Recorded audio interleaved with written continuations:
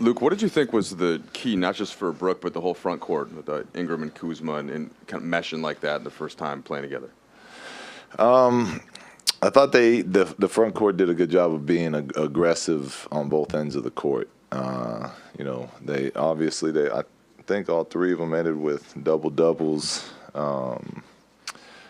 But there was a good chemistry out there. Surprisingly, with the lineup change happening, and getting back at 2 a.m. I thought it would, I'm not saying that was a pretty game by any means, but I thought they did a good job for being the back end of a back-to-back and having a new lineup due to injury. Obviously, Luke, Kyle in the starting unit tonight. I saw you also played him with that second unit as well. He played 40 minutes too. Can he keep up games like this while Larry's out? Well, he'll play like this. I hopefully won't play him 40 minutes, night in and night out. But I couldn't find guys that were ready to go tonight. I said it's about us building habits. Even more so than winning ball games. And so let's not just find a way to win, but let's keep playing the way that we've been playing. And that's challenging to do with the schedule that we just had and having injuries and the emotional loss of last game in Portland. But I wasn't just going to leave guys in. I felt like, some guys on the second unit that I trust and have showed that they're ready to play, for whatever reason, weren't ready tonight when they got chances. So I just went back to other players. And I think that's why Kuz ended up playing 40 minutes. He was ready to play tonight. And, he did a good job of fighting through whatever fatigue he had and making big-time plays for us. Brook doesn't really show his emotions much. Did you kind of have feelings? Obviously he's facing his old team, but did you see anything of him before the game that made you believe it? No, he's pretty much the same every day.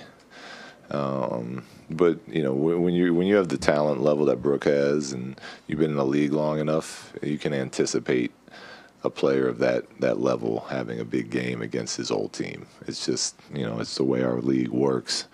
Some of those threes, I was yelling at my coaches, "Why is he shooting that?" And he was making them, so we left him in. But it was good to see. He was really good last game too. So it's good to see him, finding that comfort zone a little bit. And it was good to see those threes going in tonight. Luke, two-part question. What was the exchange with D'Angelo at the scorer's table when he was checking in the second quarter? What did you guys say? It was just hellos. That's it. I didn't see him before the game. So it was just telling him hello. And then were you surprised he was booed right after that? I thought it was 50-50 a little bit. I thought he had some applause out there. Maybe I heard it, but my whole career they booed. They said Luke, and I just took it as they were booing me. Luke, I don't know the difference. I just say they're supporting. But the LA fans should have love for D'Angelo. The LA fans should have love for Ximo. Neither one of them, asked to be traded. It was, they played hard for this city. And like I said before the game, I wish the best for both of them. Offensively, was Lonzo kind of like polar opposite of last night, maybe forcing things a little bit, maybe too aggressive? I don't think he can ever be too aggressive, honestly. I think there was a couple that he shot that probably his passes were available for him, but I think that's great for him. Get into that paint, learn what it's like at this level to take on that contact and then finish and make those reads going downhill. I mean, he had I think he had our highest plus minus. He was aggressive getting downhill all game long, and he had 0 turnovers. So I love that. I hope he does that next game too. And whether he makes or misses shots, right now I don't care. I just he'll figure that out. He's that good of a player, but that's kind of how we envision him playing with that type of tempo and putting that type of pressure on teams' defense. Luke, when you guys were drafting Kuzma, I know you were in the room and everybody was excited when he was there, but what did you guys see in him that just when you scouted him, when you saw him in his workout, that translates right now that made you want to take him there?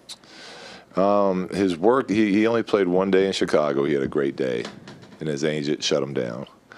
But then he came and did his workout with us and had the same type of workout that he had in Chicago. So the 2 workouts we saw were way better than any film I saw on him. But we interviewed him in Chicago, loved him. He seemed like a tough kid that had a good energy about him. And, we were looking for someone that could stretch the floor for us a little bit and put him in the development program and grow him slowly. And obviously he's been a lot better than I think any of us anticipated. But we were, as a group, we were very excited when he was still there when we had our pick. Luke over here. The decision you made before the game to go with Kuzma, you tend to at least keep it from us. It seemed like you were still deliberating to the last minute. I could be wrong, but what went into that decision? Why Kuzma? Why not someone like Brewer, Dang, other options? Well, part of it was I felt like coming in, we didn't get in until 2:30, guys. Probably didn't go to bed till 3 last night, back-to-back emotional loss. We needed energy from the get-go, and Kuzma always has energy, was one of the reasons. 2, I think the more shooting we get around Zoe, the better Zoe will be at being able to play at his pace and decide what he wants to do out there with the ball. 3, with Brooklyn's lineup and their injuries, they were going small all night long. They were going to be playing small, so it just made sense to get them out there early and then take them out so we could get them back in and just have as much versatility with him and still being able to get them rest as we possibly could.